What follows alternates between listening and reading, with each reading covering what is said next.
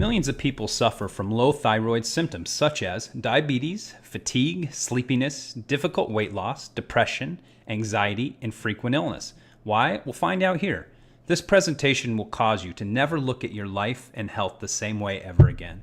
Discover the necessary changes that'll take you from a life of just surviving to a life of thriving. This webinar is a one-of-a-kind virtual seminar that will be a combination of videos, testimonials, and an information-rich educational adventure. Let me start off by asking a question. I know that many of you are currently going to your doctors regularly, getting your routine blood work done, and taking whatever medications are given to you. You might have even started eating less food and trying to eat healthier. You might have even started trying to be more active, but is that all there is to health? I'm Dr. Jason Richard, and I'm glad that you're taking the time today to be with us and watch this seminar.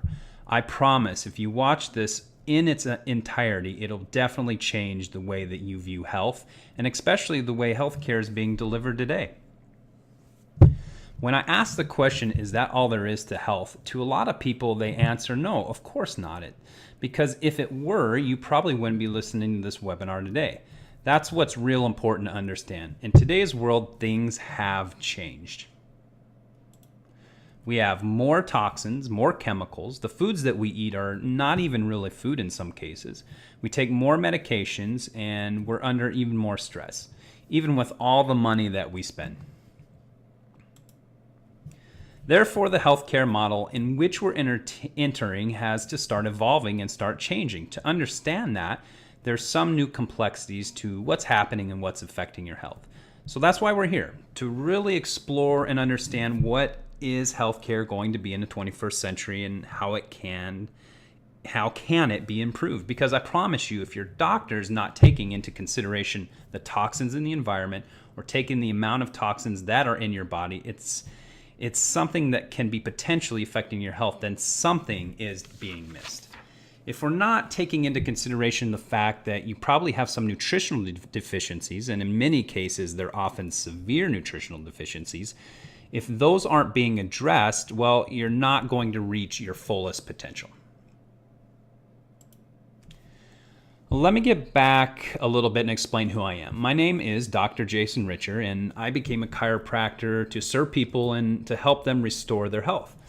But even though I was still taking care of my patients' spines, I was still seeing them having trouble with things like autoimmune diseases.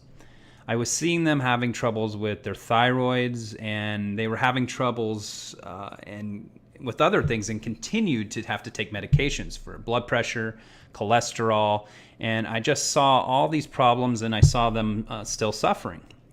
I knew that there was a way that I could help them with natural means, but I knew I needed to learn some more tools and more skills for that. So several years ago, I developed an autoimmune disease myself and became very sick. I knew that there was a cause somewhere. I just didn't know what it was. So I embarked to become certified as a functional medicine practitioner. And I took my challenge and turned it into an opportunity for myself and for patients. I know you've probably never heard that term before, but I know you've heard of Dr. Oz and his show and what he calls his Fantastic Four functional medicine practitioners. These are medical doctors that were once practicing medicine, but I like to say that they've hung up their stethoscopes or hung up their lab coats and picked up a new scope of functional medicine. What functional medicine is, to really put it simply, it's looking to remove things in your body that aren't supposed to be there and put things in your body that might be missing, like essential vitamins and minerals. So really, that's what we're doing. We're looking to remove things like toxins, remove things like bacteria, parasites, food sensitivity, and anything that's causing an internal stress. And we're looking to replace the right amount of essential fatty acids, vitamins, and minerals so the body can begin to repair itself and become whole again. If you look at this picture, this pretty much explains functional medicine. What we like to say is that there's a root cause of these problems. If these root causes aren't addressed, the symptoms will start to appear. If you notice here, it's underneath the ground, below the surface level. It's where the causes are. I think we can all agree that nutritional deficiencies can cause disease, and I think that we can all agree that stress can cause illness. We all agree that toxins and toxic environment can cause us to be ill. Poor digestion can also cause us to be ill. So we have to look at these causes, because if we don't, eventually we start to see the surface. We start to see the symptoms that we then address in our current healthcare systems with medications and surgeries. A good example of this is depression. I know this is going to sound like a crazy question, but how many do you believe that depression is caused because we have a deficiency of Prozac? I know that might seem a bit humorous, but if you really think about it, 1 out of every 6 women in this country today are taking some form of an antidepressant. If it's not getting to the root cause of their problems, then why are they taking it? Now, we're also seeing that research is showing us that they've done 2 different groups of studies. They've put one group in on antidepressants and they put another group on sugar pills. After they did a long-term study, they found that the people that took the sugar pills over a long term had less depression and were less chronically ill. And then the patients that actually took the depression magazine had a different outcome. If they're not addressing the true cause, why do they take these things? Well, because it helps. With our immediate systems, it's a Band-Aid that can help, but it's not something that's going to be long-term to get us where we need to be. So another good example is 1 out of 3 Americans now over the age of 60 is taking a cholesterol medications. We know we don't have high cholesterol because of a deficiency of cholesterol medications. We know there's got to be a true cause. The thing about it is there's not one particular cause of high cholesterol, which we're going to actually explain a little bit later, but one of the reasons of high cholesterol is because the body makes cholesterol. It's not actually what you eat. There's only 25% of your cholesterol levels are raised because of what we eat, and 75% of your cholesterol is actually because of what your body produces from the liver. So what the body's trying to do when it's elevating our cholesterol, well, that's what we'll explain more as we go through this. But what's important to understand is that if we keep addressing the symptoms, we're going to continue to suffer, because if you don't address that true cause, the problem will get worse. That's what we see in our clinic all the time. When patients come to us and they're on handfuls of medication, they've been suffering for years and they're not getting any healthier, we have to switch our paradigm and understand that we can help the body become healthy and whole if we just eliminate from the body what isn't supposed to be there and put in the body what it does need. So now in our office, we like to look at the body as 4 primary systems. The body has, depending on who you ask, 11 or 12 different primary systems of the body. But unfortunately, many of us are used to going to practitioners that specialize in separate divisions of our body. For example, if you have a heart problem, you go to a cardiologist. If you have a gut problem, you'll go to a gastroenterologist. The problem with that is that our body is not separate systems. The system of our body are all interconnected and they all work together in harmony, and we are one entire ecosystem. So for practical purposes, for educational purposes, we like to explain the body as these 4 primary systems. What I like to say is that these 4 systems are the 4 core systems of our body. When one of those systems become out of balance or become damaged, it definitely affects the other systems. So if you have a problem with a hormonal system, it's going to affect your nervous system. It's going to affect your detoxification system, and it's going to affect your digestive system. You can't affect one system without affecting all of them. So realistically, that's why I can consider them all one system, but for today's purposes, we're going to go through each one of those systems and explain how these systems become broken and damaged, and then how they affect the other systems of the body as well.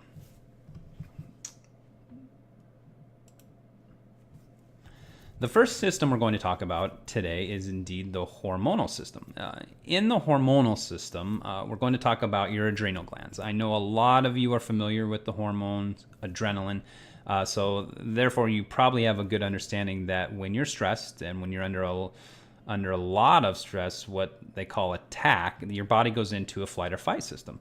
That's when these little adrenal glands that sit on top of the kidney start to release certain hormones like adrenaline, cortisol, epinephrine, norepinephrine. And when this happens, what we start to see is a physiological change in our bodies. So we start to see our bodies elevate our blood sugar. We see our blood pressures go up. And why is it? Well, it's because Well, let's pretend a big bear jumped out of the woods and growled at you and scares you, and obviously you're going to want to fight the bear or run from the bear. And I promise you, you're probably going to want to run from it. I would. So what happens is your blood pressure goes up, so you have more blood in your arms and legs. And then your blood sugar goes up, so you have more energy, so you can run faster and be more active. And over time, though, what we see in these types of stressors is that eventually we develop what we call chronic fatigue syndrome.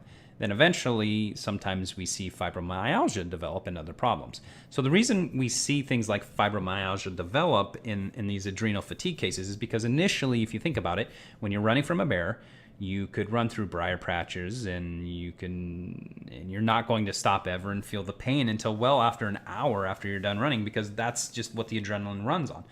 So when the cortisol wears off, it is an anti-inflammatory hormone, so it actually helps buffer our pain in our body. It's also important to understand that when I say the word stress, a lot of you like to think of stress as emotional stress. Your body doesn't know the difference, well, between the types of stressors. So the physiological response is the same. I always like to say driving in big cities, dodging potholes, or going to work, or relationships. These are all emotional stresses, but there are other stressors that we encounter in our lives, and that's what that's what we were talking about earlier. So when you have those hidden stressors in your body, when you have those things that aren't supposed to be there, like toxins or chemicals, or the hormonal imbalances, or the yeast overgrowth, or the food sensitivities, these are all hidden physiological stresses that also impact us and eventually lead to a fight or flight response. And that's what we're starting to see now. So also more people with anxiety, depression. And if you think about it, if you're under long-term stress, doesn't it just make sense that eventually you're going to become depressed or become anxious? And that's what our job is to help discover where the stresses are coming from and how to help you learn how to improve your situation and eliminate those stresses. So I'm going to show you a little bit in the next slide of how stress depletes some of your hormones and that affects your mood. And we're also going to crave salty foods and caffeine as well. So salt is actually the precursors to a lot of those hormones and those adrenal glands release. So I have those, so people have those cravings. So what I find a lot of times, if you have cravings for salty food, those are also the same type of people who are having trouble falling asleep or falling back to sleep. And those are the kind of people that will go to bed at 10 but don't fall asleep until like 11, and then wake up at 2 and stay awake from 2 to 3 or 3:30 at night until they actually fall back asleep. And that's the adrenal glands kicking in and becoming dysfunctional and becoming damaged. And those people are also going to have anxious energy or heart palpitations, particularly toward the middle of the day, the end of the day sometimes, but sometimes the first thing in the morning. They wake up and that's just, they have the anxiety about them, and they don't necessarily know why. They just feel like something's wrong. Eventually, with long-term stress, we know that people will develop heartburn, reflux, or ulcers, and it's interesting to think about that when your adrenals are firing. It actually shuts down your stomach. And what we've seen in this and heard this before, because if I told you that stress causes ulcers, you'd be like, yeah, it does. This is the mechanism and how these adrenal hormones actually shut off the body's ability to digest food. It also shuts off your reproductive system. What is happening is it's shifting your body from feed and breed system to a fight or flight. And that's also why we start to see people that have had a lot of stress and they go through menopause. They have a tremendous amount of troubles with their hot flashes and mood swings, and that's because the adrenal glands release estrogen. So as the ovaries produce less estrogen, the adrenals are supposed to come in and be the hero. And many times we're able to help our clients that were once thinking that they had to rely on hormone replacement therapy, but now once we were able to rebuild their adrenals, they find that they can go through menopause so much easier without the medication. So obviously, when you're under a lot of stress or when you're running from a bear, sex is the last thing on your mind. So low libido happens. When you have low libido, the next thing to happen is infertility. We always like to say that if there's no drive, there's no conception. Having a desire to have sex leads to pregnancy, and they've seen that in studies. Also, what we're seeing is when you're under long-term stress, it leads to irregular, absent menstrual cycles. What's great about functional medicine is, and I'll actually get to show you in the next slide how, indeed, your adrenal hormones affect your reproductive hormones. So if you notice here, if you look at the top left, the word is cholesterol. If you can't read it, cholesterol, interesting enough, a lot of people don't know this, is the precursor to every one of your hormones. Every hormone in your body is made up of cholesterol. That is why cholesterol is super important for women, because they do have more hormones and more hormonal needs. Cholesterol eventually leads to progesterone. Interesting enough, look down at the bottom.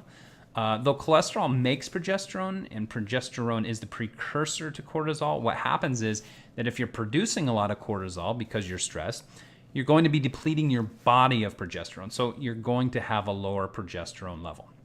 And that's a problem in our society, because what we find is that so many people have low progesterone and high estrogen. And that imbalance creates a lot of problems for conception and a lot of problems in your hormones. Understand how this stress impacts your hormones is extremely important. Here's another slide, tyrosine. If you notice here in the middle at the upper left, it's an amino acid called tyrosine. Tyrosine can either make epinephrine or norepinephrine, or it can make thyroid hormones.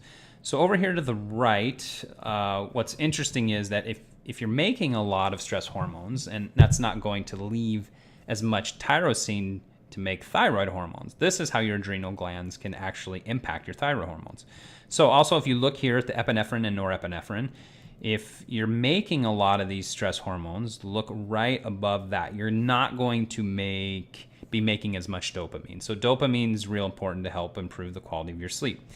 It's also one of the reasons why it helps you have dreams. I bet you probably have noticed that when you were young, you used to have a lot of dreams, but now as you've gotten older, you have less. Well, that's because of this cascade of events here that's leading to the depletion of dopamine levels. So the adrenal glands not only affect your stress hormones and your brain physiology, but it also affects your thyroid hormones. And so that's what we're going to talk about next, your thyroid gland. So your thyroid gland is extremely important, obviously. The reason that your thyroid gland is so important is because every cell, tissue, and gland and hormone of your entire body has a thyroid receptor on it. This is the only hormone in your body that affects every other function, cell, tissue, organ, and gland in the human body. The only one. So when your thyroid becomes dysfunctional, what we're going to be talking about today is your thyroid actually starts to slow down. And there are some cases where the thyroid speeds up, but that's very few. And if that needs to be addressed, I can talk to someone individually about that, but it's not something we see a lot. What you normally see is when somebody has a low thyroid.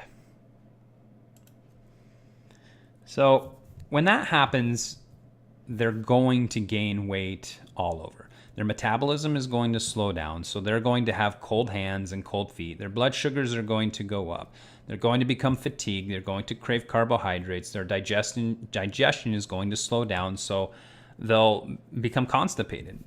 They're going to start losing their hair sometimes, and they're going to have dry skin. It's going to lead to depression and anxiety.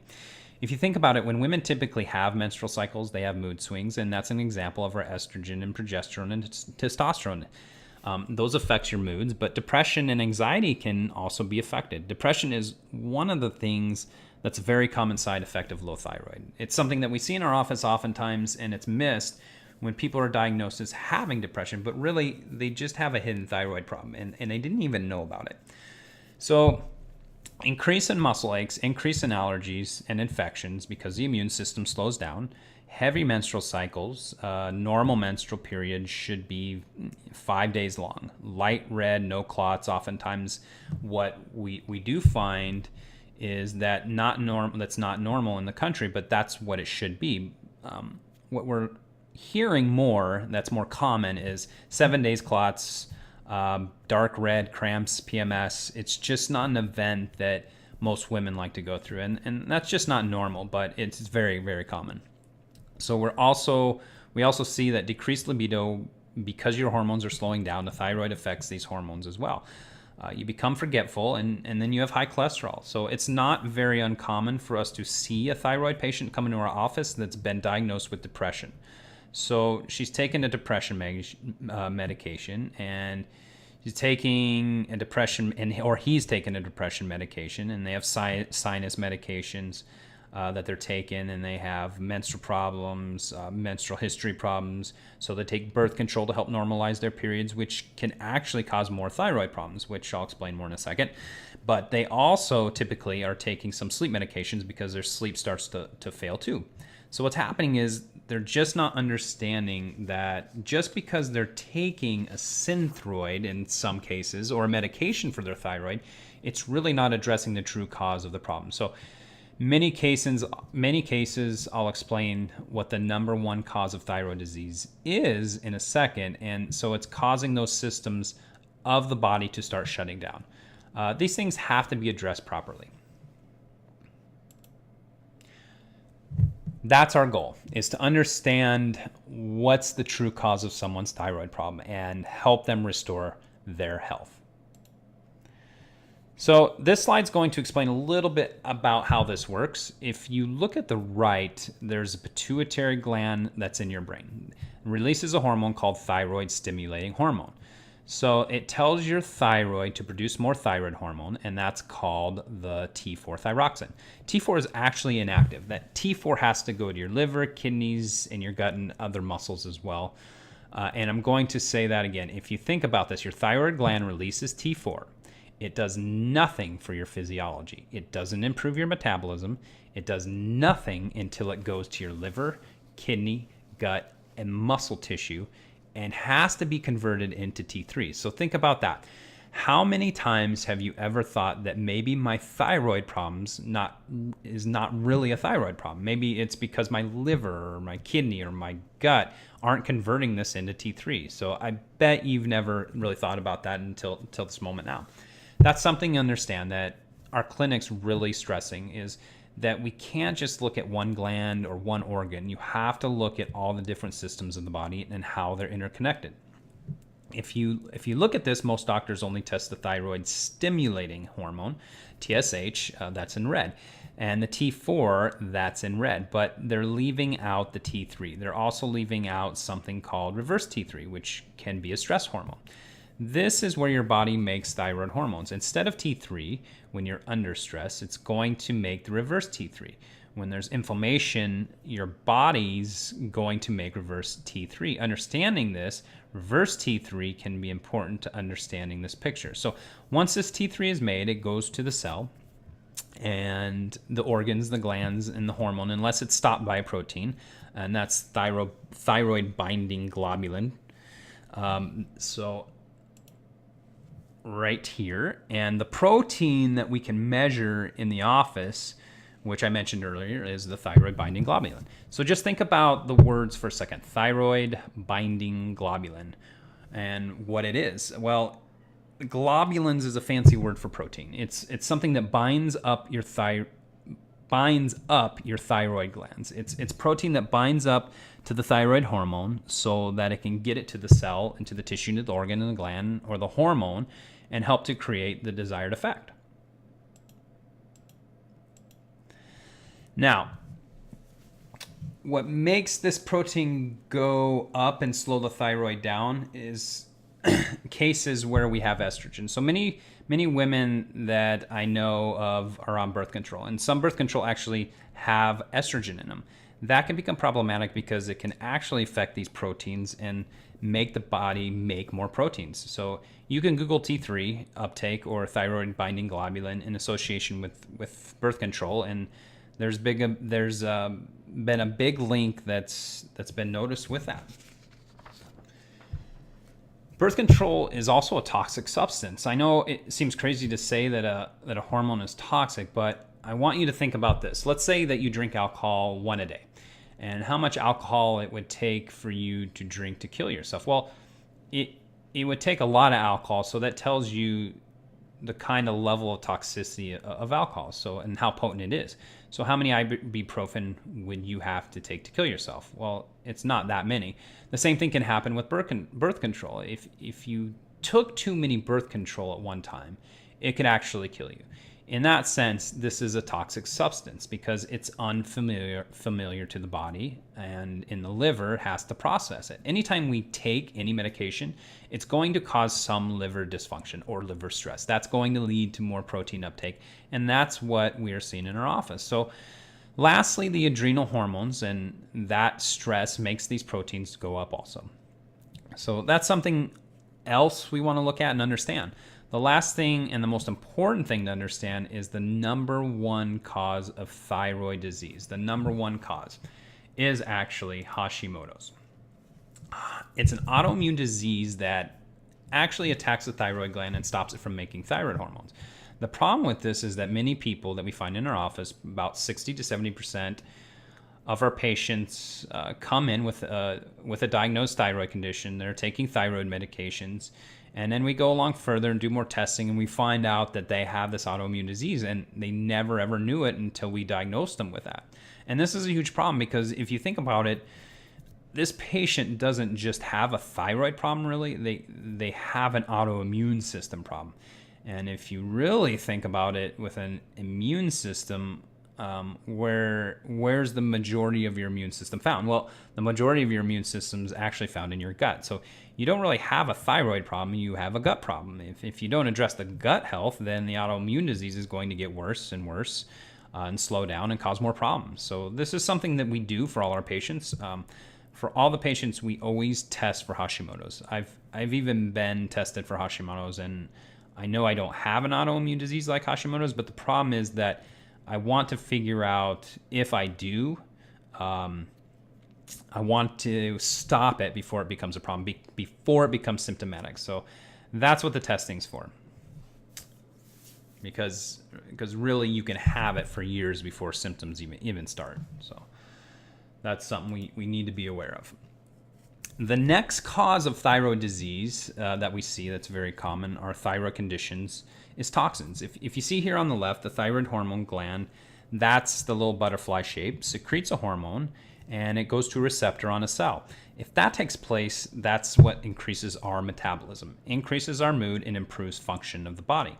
So what can happen is these toxins can get in the receptors and inhibit the thyroid hormone from getting into the receptor. That's very common today, especially if you look at different chemicals like bromide and fluoride. Those are two of the most common toxins that we're going to started to see the effect of thyroid and thyroid function. The next hormones that we're going to be discussing are going to be those of the reproductive system, that of progesterone and estrogen. So what happens commonly these days is there's a deficiency of progesterone and there's an elevation or an increase in the amounts of estrogen in people. Remember, we discussed earlier, stress can play a part in that, and there's some other factors we'll go over here in a second. So when this happens, when you create this imbalance, what happens is our libido goes down. We have abnormal cycles, like we've mentioned earlier. You're going to have infertility issues, moodiness, irritability, anger, rage, sleep issues, and anxiety. So often, especially as women go through menopause, they start to develop sleep issues and anxiety as their hormonal levels start to taper off and get more imbalanced. So getting the balance of progesterone and estrogen are extremely important. Progesterone's more of the relaxing hormone of the body, and estrogen's more of the excitatory hormone in the body. So as you get out of balance, you can see how it can start to create these types of symptoms. Once again, even more important than the symptoms is understanding what causes these symptoms. So what research is starting to show us is that very common cause of estrogen dominance is xenoestrogens, or chemicals that mimic estrogens. We're finding these chemicals now in lotions that we're using, shampoos, deodorants, and all those things that we use. So you've even heard some commercials now or some advertisements for lotions or shampoos that are paraben or phthalic free, and these are especially important chemicals because they are such endocrine destructors, and they can mimic estrogens. We also know that our body fat can create estrogens. The more body fat you have, the more estrogen you create. And the problem with that is that the more estrogen your body has, the more it takes the estrogen and stores it into fat and protect itself from those high levels of estrogen. Because the higher levels of estrogen, the more likely we are to develop estrogen-related type of cancers. And another thing we're seeing too is that birth control can lead to an imbalance of estrogen and progesterone levels. I think we might have mentioned earlier too, but that's what's a very common side effect when people start taking birth control, is that they gain 15 or 20 pounds in some cases because of these imbalances in the hormones. We also know that, like we mentioned earlier, stress can be a cause of lowering of the progesterone, which then makes estrogen appear to be higher. And even if estrogen's normal but progesterone's lower, that's still an imbalance, and that can create these hormonal symptoms. We also know that high insulin levels can create an imbalance in your progesterone and estrogen too. I know many of you aren't probably familiar with insulin, but insulin is the hormone that helps regulate your blood sugars. The more sugars you eat, the higher your insulin levels go. So let's look at an example of a 13-year-old girl. When she starts having her menstrual period, it's heavy, it's long, she's crampy, it's longer than 7 days, and it's just not a good event for her. Obviously, when there's these type of problems, and as a parent, you want to help, so you bring your daughter to the doctor. They recommend for her hormonal treatment. They recommend birth control. It seems fairly safe, and it seems like it's a good idea, but it actually might not be addressing the true cause of the problem. So see, if you really think about it, what does the average American eat for breakfast these days? They eat cereal. Most cereals are simply refined carbohydrates that turn into sugar, and the second that you eat them, even though they say they're whole wheat, they're still processed and refined. So once they've eaten it, it's going to cause a spike in blood sugar, and that's going to cause a big spike in insulin. And what do they eat for lunch? Well, typically a lot of these younger girls, they like to eat French fries or potatoes or macaroni and cheese. Then for dinner, the same thing, and they have some toast with some spaghetti, and maybe they might have their first serving of vegetables, which is the spaghetti sauce, which is once again full of high fructose corn syrups or sugar and even more sugar. So we see carb, carb, carb, and then they also like to snack on crackers or candy bars and sodas. And it's found now that the average child before the age of 8 eats more sugar now than Americans used to have 100 years ago or in their entire lifetime. So we've really started to increase our amount of sugar, and as well as our refined carbs, which is all going to cause the insulin to spike. With the insulin spiking, what we're seeing is we're going to create a situation where the insulin actually goes out and converts progesterone and converts it to estrogen and testosterone. So it lowers progesterone levels and it raises estrogen levels, which creates a huge hormonal imbalance. So this is why in our office, every one of our new patients, when we do get our initial lab work, we always look at the insulin levels, because we find that this hormone is driving so many hormonal imbalances as well as weight. So you have to understand, insulin's actually a growth hormone. Bodybuilders have found this out, this little trick out, and so they've actually started using insulin to bulk up. Now, this is problematic for diabetics because many of the medications that some diabetics are taking actually increase their insulin levels, which helps lower their blood sugar, but it creates a whole cascade of hormonal problems. It's really important to understand your insulin levels and what can be doing for your weight and for your hormones. So this next slide, I do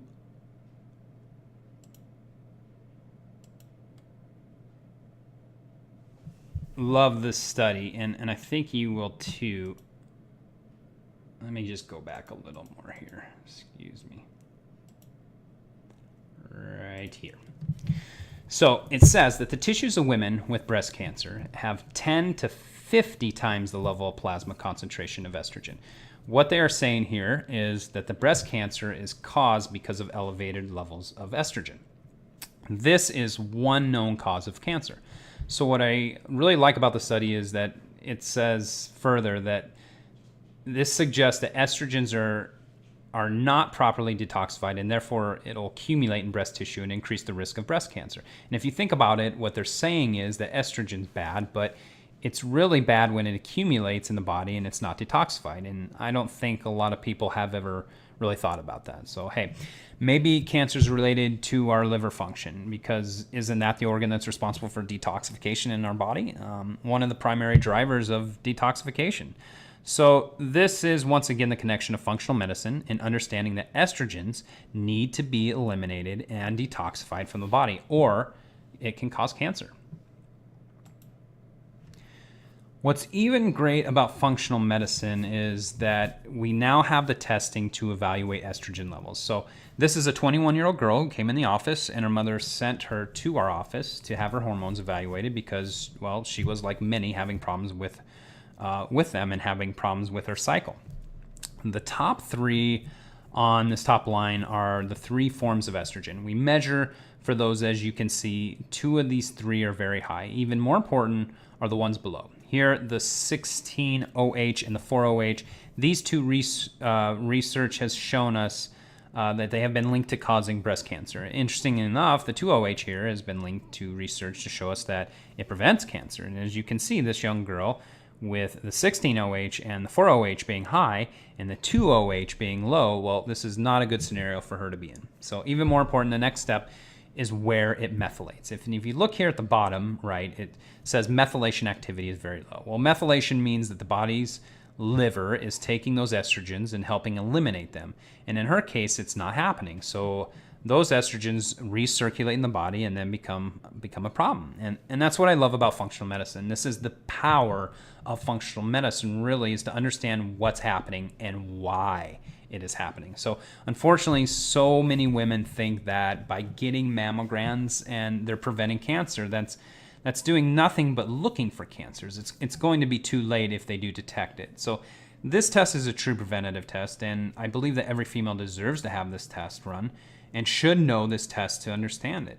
And with this information now, we know we can put this particular patient on a specific supplement and products to help the body suck down these higher levels and help elevate this 2-OH and prevent levels, so we can do a true prevention instead of treating the disease.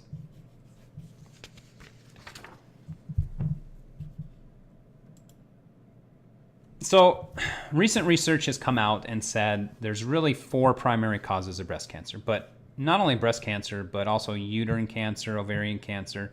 And they're finding now that the hormones are definitely a cause, but they're also saying environmental toxins are also a likely suspect in these type of cancers, as well as our genetics, but also our immune system, our immune dysfunction. And as we mentioned earlier, the immune system is, when we think about it, it's really the gut. So with the gut, one of the things that we want to understand is that if you look here in the far left, the villi, these finger-like little objects here at the top of the gut, these are in the intestines. Below the intestines is the blood, and is where the blood circulates. Everywhere there's an intestinal tube, there's also blood that follows it. So the object of the tube is to keep particles and bacteria, parasites, and as well as basically the fecal matter from entering our blood. And what happens over time is our intestinal system becomes damaged. And the biggest culprits of these are antibiotics, NSAIDs, ibuprofens, and which are one of the leading causes of gut damage, as we know of. And we also know that eating food that really aren't really foods have chemicals in them and are causing damage in our guts as well. So alcohol, stress, pregnancy, and all these types of things can cause these little tears in the intestinal system, which allows particles that aren't supposed to be leaving our intestines. Intestinal matter is going into our blood. So you can imagine if you cut yourself and you started to rub it in the dirt or fecal matter in it and bugs in it, that would obviously become infected. Well, that's what's happening on the insides of our gut. It's that these systems, these tears, are starting to leak, and these toxins and these particles back into the blood system. And instead of keeping them out, when that happens, a whole cascade of responses start to happen. Our immune system starts to attack these particles like they're viruses. So what happens when you have a virus or a bug in your body?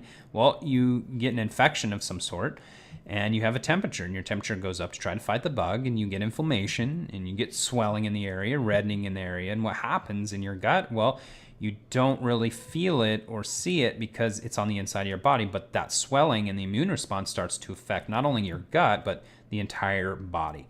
And what happens is your gut becomes inflamed and it stops absorbing your nutrients, which obviously is a huge problem. So over time, they say that this is one of the major causes of autoimmunity. Right now, we're finding that 1 in 8 people in the country are being diagnosed with an autoimmune disease. They're wondering, why is this happening?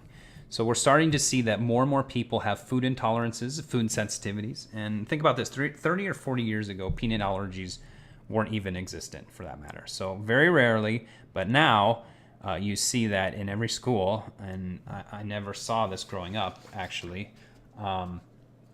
They also say that It also starts to affect our blood-brain barrier. So these toxins, these particles, get into our brains and cause inflammation in our brains. So if you have an inflamed gut, you're going to have an inflamed brain. Eventually, this systemic inflammation where our whole body starts to ache and feel swollen. So here's some research, and it shows, and I want you to understand what it says. It says metabolic endotoxemia. And what does that mean? Well, toxins inside of the body. What's that word there? Initiates obesity and insulin resistance. That's they're saying in this article, in this research, is that endotoxins, these toxins that are coming from the gut, are causing us to be fat. So obviously we know that we eat too much food, too many calories, and we know we're not active enough. We know that's still a cause, but what this is referring to in essence is that let's say you have somebody that's eating 1,000 calories a day and is active and they're not losing weight and they're developing diabetes. I'm seeing that in the office too. So what that can mean is some of these cases is the person has a gut that's so damaged that it's leaking toxins in the body. If you read the article a little bit later, on the first line it says they're seeking an inflammatory factor on the onset of insulin resistance, which is diabetes, obesity, and diabetes. We have identified bacterial lipopolysaccharide as a triggering factor. So this next study, I want you to look at, the mouse on the left and the mouse on the right ate exactly the same diet. That's what's great about being in a clinical setting with these lab rats, is that you can make them eat what you want, and then you can make them be as active as you want them to be active. But these mice had the same activity level and they ate the same amount of calories. So if you notice here a difference of the size of the mice, the only difference in these two rats was that the one on the left was injected with a toxin, and the toxin causes obesity, causes insulin resistance. And they also said that the mouse was more likely to have more diseases. So that shows you a lot. If you look at the next study, they're saying that the gut-brain barrier, like I mentioned earlier, when the gut becomes damaged, it leaks into the blood, and that blood goes to the brain, and that's the gut-brain barrier. So how it's related to major depression. It's that the intestinal mucosal dysfunction, so basically the lining of your gut, when it becomes damaged, it increases the amount of toxins that go into your body. Then it says that causes the leaky gut, and that plays an inflammatory pathophysiology, of depression. So this LPS toxin from the gut is related to depression, and we're starting to see more and more of these types of things coming out in research.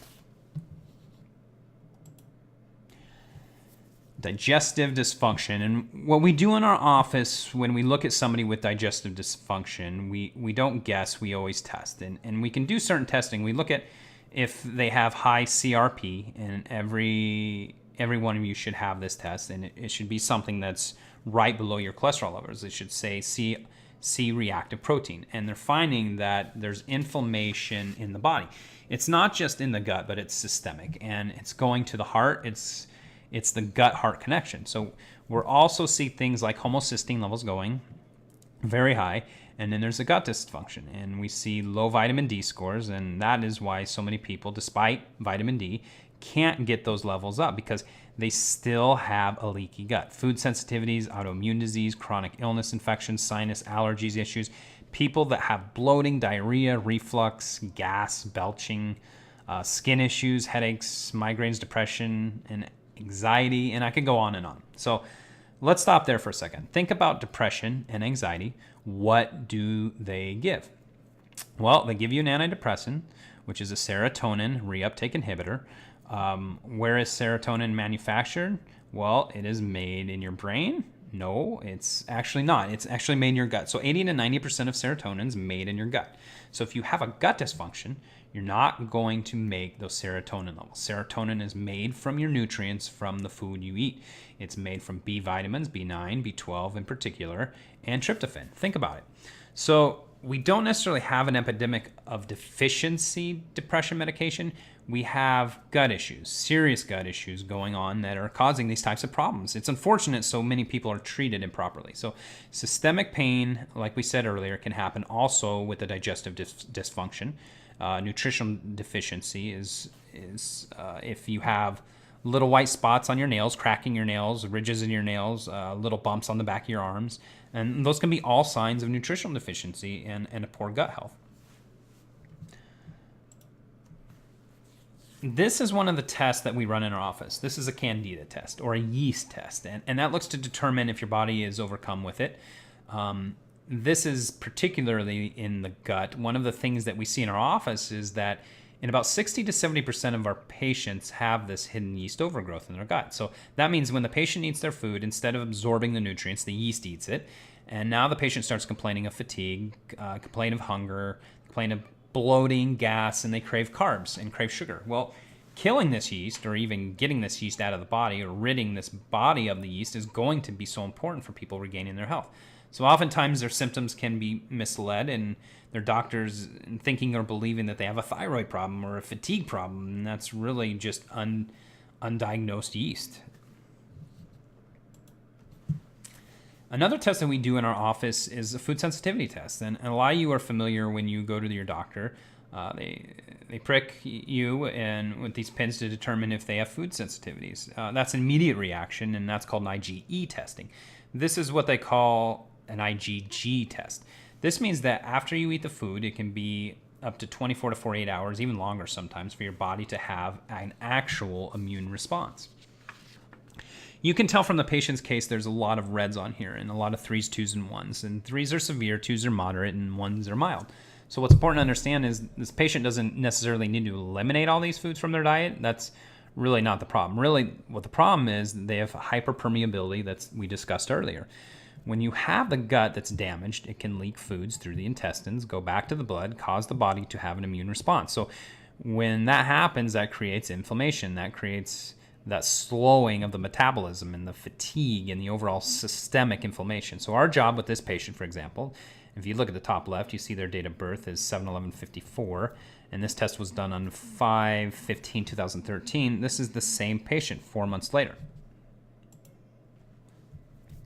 If you look at it, you see the patient's immune system has calmed down. It's at ease now, and that's extremely important, especially when you're dealing with a patient that has an autoimmune disease, especially autoimmune disease of the thyroid, and they get that immune system to be rebalanced. So with this patient, she was suffering from a low thyroid. She had eczema, and she also had psoriasis as well as lupus. So she had a lot of hosts of autoimmune diseases, and she was taking steroids for anti-inflammatories, pain pills. And what happens when we get the gut healthy is everything else in her life started to click.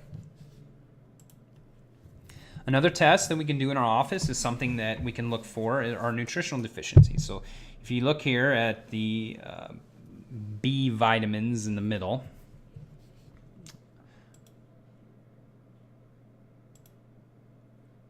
excuse me, there we go.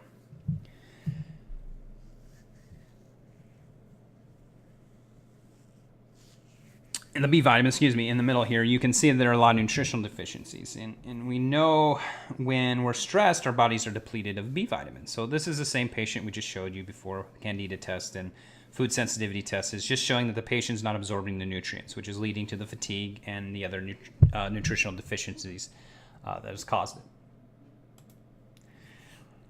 So if you remember from earlier when we talked about the 21st century and how the environment changes, the pollutants have changed, and the pesticides, the herbicides, the stress, the trauma, the pharmaceutical industry, the cosmetic industry, and we're just being bombarded right now with tons of toxins and stress. All this has to go through our liver, and our liver is a 4-pound metabolic powerhouse. It's responsible for over 500 metabolic functions. And one of the primary functions of the liver is actually to help the body heal itself. So here's a good example. Look here on the far left, and that's you when you're born, and you're nice and healthy baby, newborn baby. This is what your body's made of. It's trillions and trillions of cells, and what happens over time is these cells are attacked by things called free radicals. I think every one of you have probably heard of free radicals, and I think you've probably heard that free radicals cause cancer.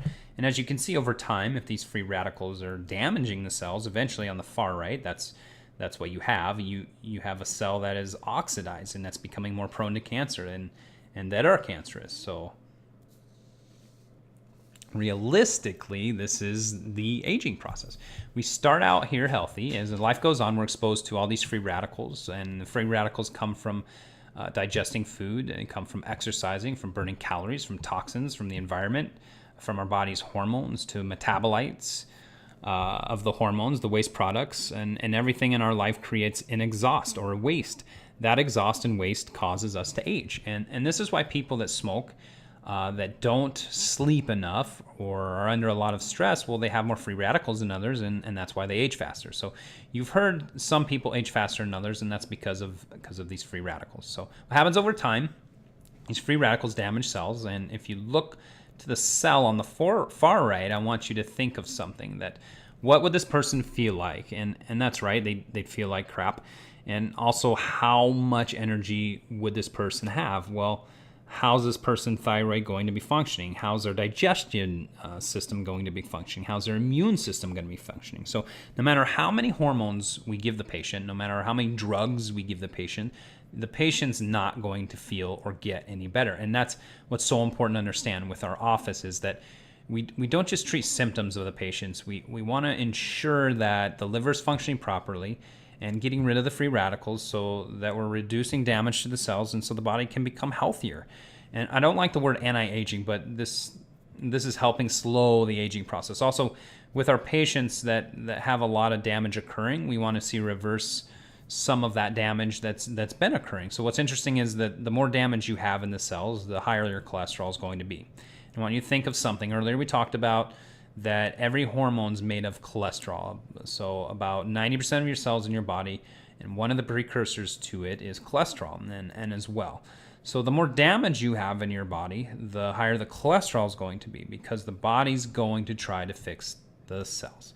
So does the body make more cholesterol in an attempt to kill itself, or does the body make more cholesterol in an attempt to heal itself? Well, that's right. It's trying to heal itself. So the body's not trying to kill us, but it's actually trying to heal us. And really think about that for a second.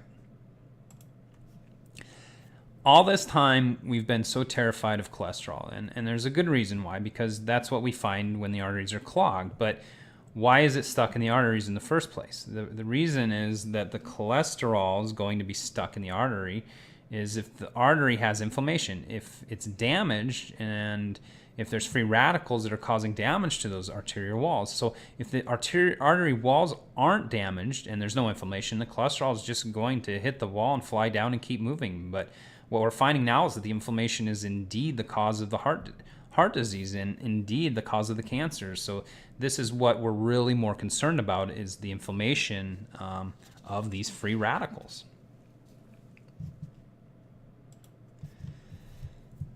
When the liver gets backed up, when it becomes bogged down because of leaky gut, because of the toxins, because it just can't keep up with all that's happening, we start having troubles. These toxins start to accumulate. We start having troubles concentrating. We become forgetful, and we develop headaches and migraines. So I want you to think about something when you get a headache, and what do you take? You take a non-steroidal anti-inflammatory drug, an anti-inflammatory drug. So it's the inflammation that's occurring from the gut that the liver can't keep up with, that's accumulating in the brain, that causes the headaches. It's not a deficiency in Excedrin, and that's the point. So it doesn't make sense that we're just taking these things and drugs to try to prevent headaches or migraines, when truly we've got to get to the cause. And that means improving the gut health so that we can improve the detoxifications of the body, and we can start to see symptoms go down. Are you following me so far? So we've helped so many people eliminate their needs for headaches and migraine medications. So people have an overaccumulation of toxins, and they start to have tremors, and they wake up between the hours of 2 and 4 o'clock in the morning, and when their bodies start detoxifying, they have an increase in allergies, skin issues, acne, and just like the gut and the liver and the health of those two other organs can be shown by the health of your skin. So your skin's a direct reflection of health of your gut and your liver. I was just telling one of the doctors in the office, when what you see on the outside is a reflection of what's going on in the inside. So over time, if the liver becomes too dysfunctional, we start to see the cholesterol go up. We start to see high blood sugars, and we see an increase in muscle and joint pain. what's a side effect of a statin drug or a cholesterol drug? Well, one of the main side effects is muscle and joint pain and muscle weakness. I have a patient in my office, and she's actually a medical practitioner and an ER nurse, and she refuses to go on statin drugs because she believes that they lead to weakness, and that's why she thinks the nursing homes are so full of so many people, because 1 in every 3 Americans, like I mentioned earlier, is on a statin drug now, which is going to lower their cholesterol levels, and which is an important enzyme called CoQ10 and a nutrient called CoQ10. It's really important for muscle function of the body, so especially that of the heart, for heart contraction. So there's even some research that are coming out now saying that these cholesterol drugs could be leading to more potential problems in health. So it's a big problem. So we have the ability in our office to measure liver function, measure toxins and detoxification markers. And one of the biggest tragedies that I'm seeing today, especially in today's healthcare system, is that these toxins and these environmental factors are being completely ignored. And if you go to your doctor and ask them, hey, do you think the toxins could be causing my thyroid problem, or do you think the toxins could be causing my sleep issues, they're going to look at you kind of funny. And I want you to understand something. It's not because they're being vindictive or being deceitful. They just simply don't know. So it's kind of like if you came into my office and said, hey, doc, I think I have an appendicitis. What kind of surgical incision would you need to perform that? I would look at you kind of funny, and because obviously you've come to the wrong doctor, asking the wrong questions. And that's really what it is. Most medical profession, obviously they got out and they went to school. They worked hard to help people, but they've only been taught what they've been taught, and I've only been taught what I've been taught. So you can't be angry or frustrated with some of the people because they just don't know the things. They don't know. So I don't want to pretend that I know everything as well, but I do understand one thing. We help a lot of people, but I don't know everything. And the reason we're able to help them is because we do a little bit more digging, and we're a little bit more open-minded to what the true causes are out there, and what the true causes are, and what research is showing us, and everything else. So those are the things that we need to dig.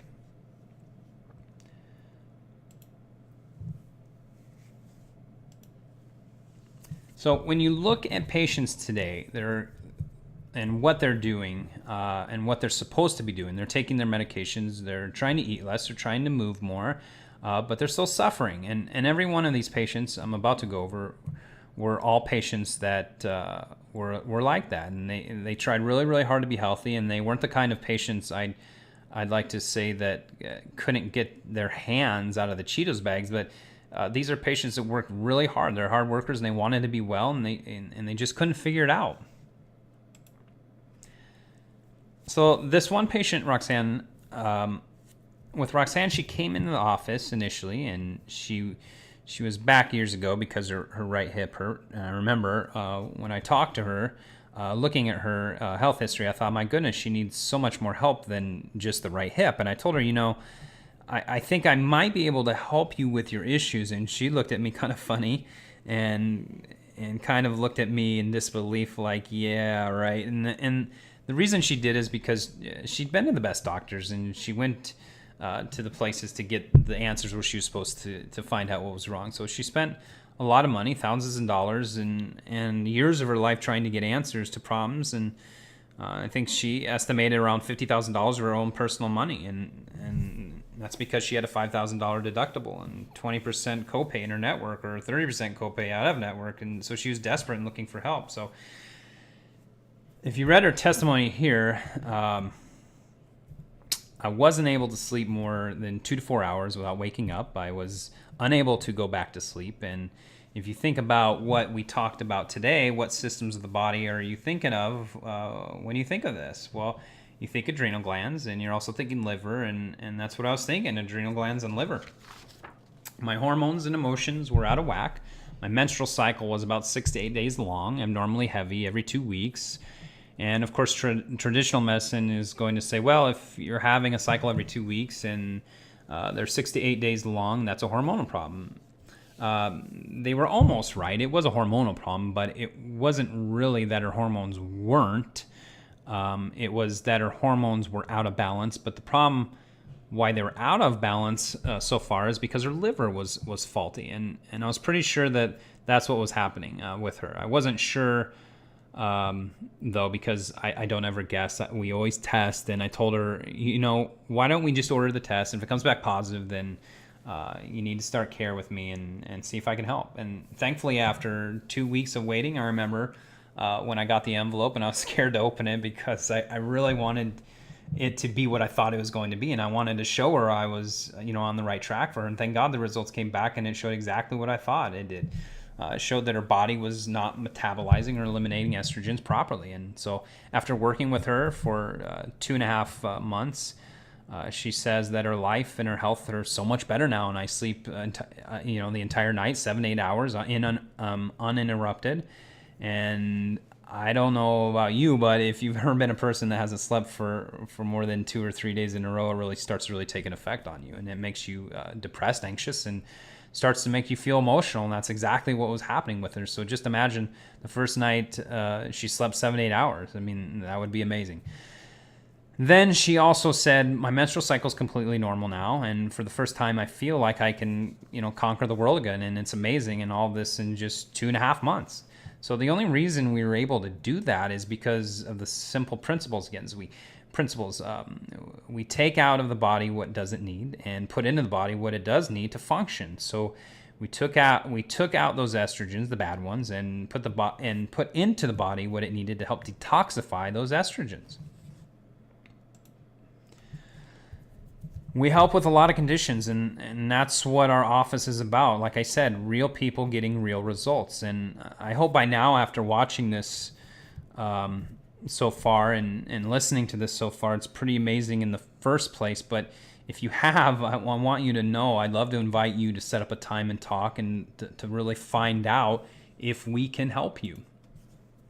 What we're going to do is we're going to sit down with you, and we're going to determine if you're a good candidate for our care. We'll sit down and we'll talk, and if we do believe you're a good candidate, then we'll talk to you about what testing that I recommend. And I typically only recommend one test, and the first test can be anywhere between 100 and 250, depending on what we're going to need specifically. And I'd also recommend, you send me any of your own lab work as well so I can look at it. So not that it's going to reduce any of the testing that we're going to do, but it's just going to give me a better understanding and more clues of what additional testing I may need to order that first visit. And we'll help you get that first lab and work up. And regardless of where you're at in the country, it'll be about 6 or 7 days, and we'll get the lab work back, and we'll call you back for a second visit.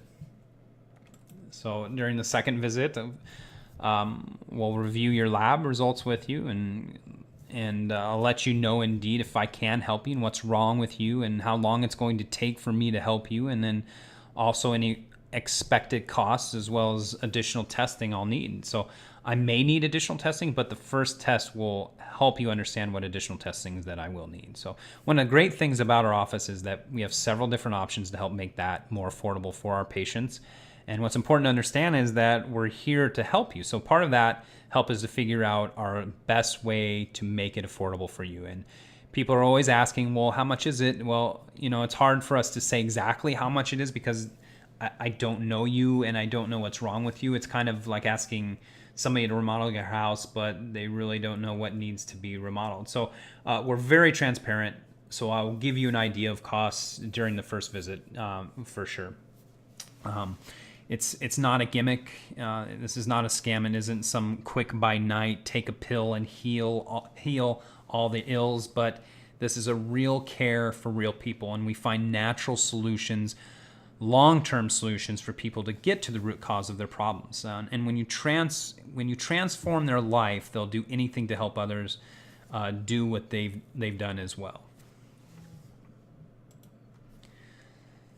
So my last slide is you won't change how you feel until you first change how you think. So if you continue down to what you've done and what you continue getting the same results, I just ask that you venture out and you take that first step and you schedule that first consultation with us to find out if indeed I do believe I can help you. And I promise, if I don't believe that I can help you, I will refer you to someone who definitely can.